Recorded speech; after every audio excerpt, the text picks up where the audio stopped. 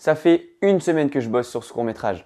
Il m'en reste 7 avant la fin des inscriptions. Il m'en reste 2 avant la fin. L'objectif que je me suis mis de finir le scénario en 3 semaines. Qu'est-ce que j'ai fait cette semaine? J'ai cogité, j'ai pas dormi, mais au moins j'ai eu des idées. Ça a porté ses fruits. Enfin, vous allez me dire du coup. Bon déjà, tout début de semaine, je me connecte sur le site de Filme ton quartier, je vois qu'ils l'ont mis à jour, je télécharge du coup la documentation qui donne le règlement de 14 pages, enfin un truc énorme. Je descends, je trouve une ligne qui dit « Le documentaire présenté est une création originale et à l'évidence non fictionnelle. À cet égard, les organisateurs se réservent le droit de ne pas prendre en compte des plateaux, des vidéos musiques, ou de simples captations de spectacles ou performances. » Qu'est-ce qui m'embête là-dedans? C'est les mots non fictionnels. Non fictionnels. Ça veut dire quoi? Je dois faire simplement un documentaire, style documentaire animalier ou je sais pas quoi sur mon... Enfin, ça n'a plus aucun intérêt. Enfin, en tout cas, ça en a, mais c'est pas du tout ce que je m'imaginais. Finalement, j'ai regardé les lauréats de l'année dernière, j'ai regardé plusieurs sites. Et bon, il parle quand même de court-métrage, il parle quand même de film. Donc, ce que je pense en fait, c'est que le documentaire, c'est un mot assez global pour dire tout simplement qu'ils n'acceptent pas les films style bataille d'extraterrestres, enfin quelque chose qui n'a finalement rien à voir avec le réel, quelque chose qui ne parle pas du présent, quelque chose qui n'explique pas, qui n'est pas en lien vraiment avec le thème avoir 20 ans, vu que c'est, enfin bref, grosse frayeur qui se calme. Finalement, après, maintenant, qu'est-ce que j'ai vraiment fait pendant la semaine? Comment je me suis organisé pour faire mon scénario? Mais première chose, j'ai pris un carnet de notes.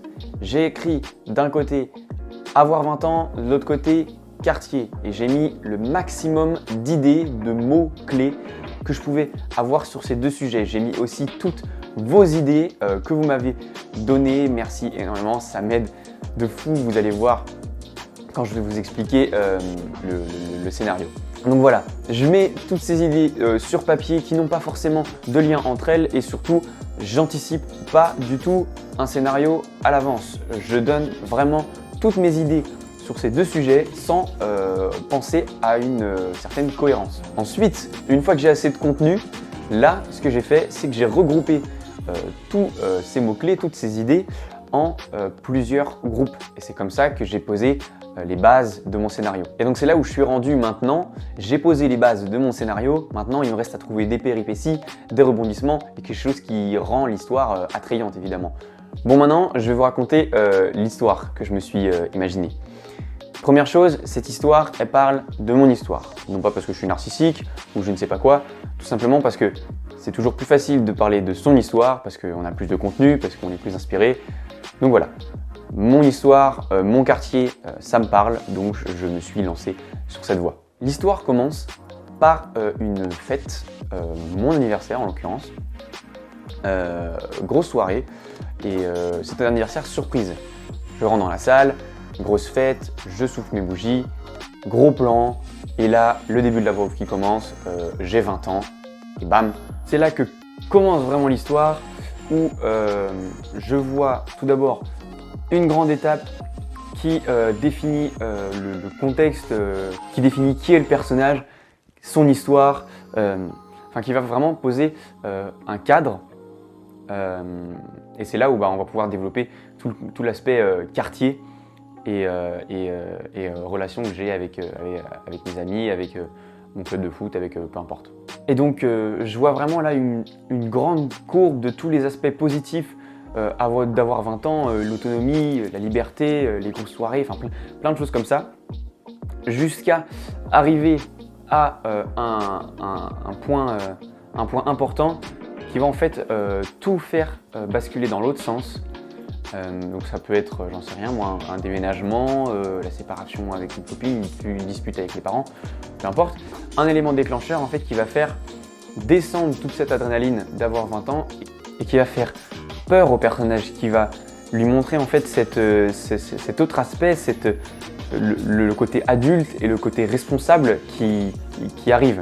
Et je voudrais terminer l'histoire en montrant en fait que les deux parties se joignent et que tu peux très bien avoir 20 ans et avoir des responsabilités et être autonome. Et en même temps, voir tes potes, t'amuser. Et c'est tout le truc d'avoir 20 ans. C'est le mélange des deux, c'est les responsabilités, mais en même temps les libertés, les soirées, mais en même temps le travail. Et voilà, je me dis aussi qu'en fait, avoir 20 ans, c'est les responsabilités, les libertés, mais avoir 18 ans, c'est aussi les responsabilités et les libertés.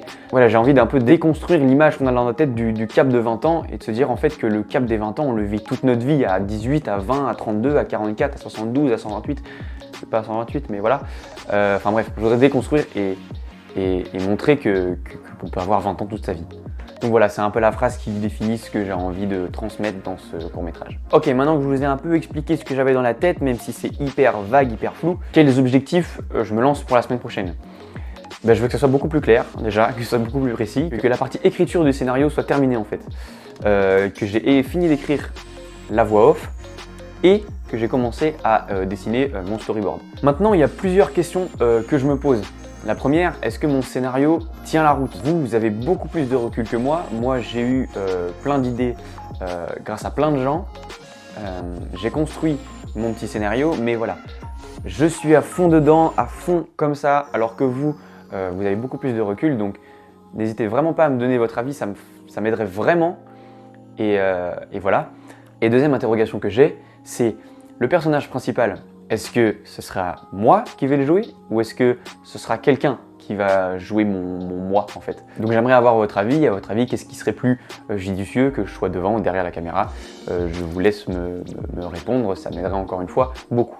Et voilà, dernière chose, c'est pas une interrogation, mais j'ai peut-être pas insisté sur ça dans la première vidéo, mais je voulais bien vous dire que si je fais ces vidéos hebdomadaires où j'explique où j'en suis, c'est surtout en fait pour que vous me donniez votre avis, que vous m'aidiez dans le film, parce que j'ai pas envie de faire un truc tout seul, j'ai envie qu'on le construise ensemble et que ça ait un sens pour tout le monde, que je sois pas le seul qui me reconnaît dans ces situations, et voilà, qu'on crée quelque chose ensemble, parce que voilà, je me dis forcément qu'il sera de bien meilleure qualité si on met tous de pierre à l'édifice que juste moi qui crée quelque chose dans mon coin et qui vous partage ce que je fais. Donc voilà, vraiment, n'hésitez pas à me donner votre avis, même que c'est rien, c'est en 2 lignes, je m'en fiche, c'est juste donnez-moi votre point de vue, dites-moi ce que vous en pensez, ça m'aiderait encore une fois énormément. Bon, c'est fini pour moi, je vous dis tout simplement à la semaine prochaine.